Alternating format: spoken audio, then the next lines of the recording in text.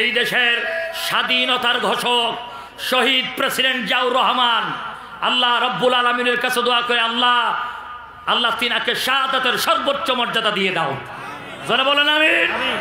শহীদ president Ziaur Rahman আল্লাহর উপর অবিচল বিশ্বাস এবং আস্থা পার্লামেন্টে কায়েম করার জনক হলো শহীদ প্রেসিডেন্ট জিয়াউর রহমান। কথা বলেন।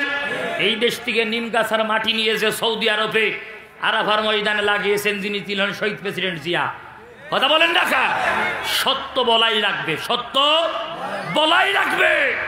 আমার মন বলতেছে আমি ওনার জীবনী পড়ে যা দেখলাম, উনি যদি এখন বাইসে থাকতেন তাহলে এদেশে বিএনপি জামাত চরমনাট্যসী সব একসাথে নিয়ে বলতেন 53 বছর তো আমরা দাড়ি চাচালারা চালালাম, শান্তি তো কারুর দিতে পারলাম না, একবারের জন্য ক্ষমতাটা আপনারা নিয়ে চালান। কথা কান দেখা। আর এই কথা কলেই কয় যে ওই তো হুজুরা রাজনীতি করতেছে, রাজনীতি চলতেছে। কি নাম রাজনীতি চলতেছে? আইসো তুমি ওয়াজ করো বাবু, আইসো আইসো তুমি ওয়াজ করো, আইসো তুমি ওয়াজ করো, আইসো আইসো। এই তোরা কি আসছি, কি রাজনীতি করেছি, কি রাজনীতি করেছি?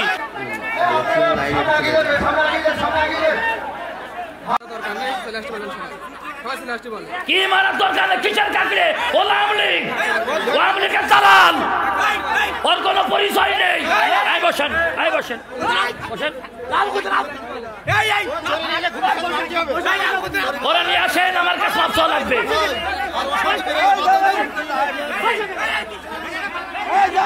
এই বসেন, এই ভাই, এই বসেন, বসেন, সবাই বসেন, সবাই বসেন। মেহরবানি করে কোরআনের সম্মানে বসে যান, কোরআনের সম্মানে বসে যান। আপনারা কি চান কোরআনের আলোচনা চলুক? কোরআনের আলোচনা চলুক আপনারা কি চান? আপনারা কি চান?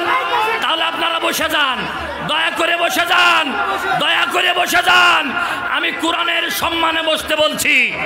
আমি জানি এই চৌগাছার মানুষ বড় ভদ্র, আমি জানি চৌগাছার এলাকার মানুষ সভ্য, আমি জানি চৌগাছার এলাকার মানুষ কোরআন পিপাসু। জোরে বলেন সুবহানাল্লাহ। সুতরাং আমি হাতে ধরে বলি আমার যুবক ভাইদের, আমি আমার